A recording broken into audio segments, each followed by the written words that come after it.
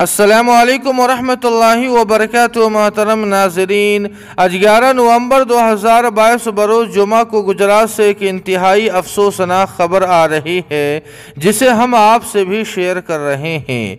जी हाँ नाज़रीन किराम, आपको बतला दें कि मदरसा इस्लामिया कंज़ मरगूब पट्टन के शेखुल हदीस हज़रत मौलाना अली अहमद साहब बलियावी कासमी का 78 साल की उम्र में तवील अलालत के बाद आज इंतकाल हो गया है। इन्ना लिल्लाहि व इन्ना इलैहि राजिऊन। इन्ना लिल्लाहि मा अखज़ व लहू मा आता व कुल्लु शैइन इंदहू बिअजलिम मुसम्मा।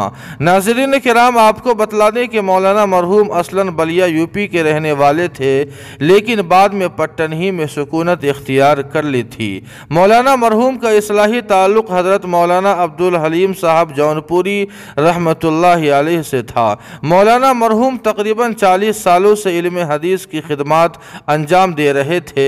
मौलाना मरहूम के हज़ारों शागिर्दगान हैं जो आज इल्मी एतबार से महरूम हो चुके हैं। मौलाना मरहूम अब हमारे दरमियान नहीं रहे।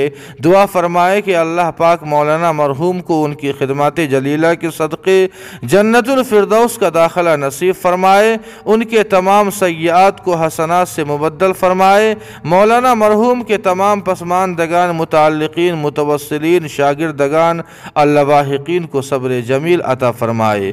आमीन सुम्मा आमीन या रब्बल आलमीन। जी हाँ नाज़रीन किराम, आपसे गुजारिश है कि मौलाना मरहूम के मग़फ़िरत और दर्जात की बुलंदी के लिए दुआइया जुमला ज़रूर कमेंट करें, वीडियो को लाइक और शेयर कर दे और कासमी जीके को सब्सक्राइब करना न भूलें।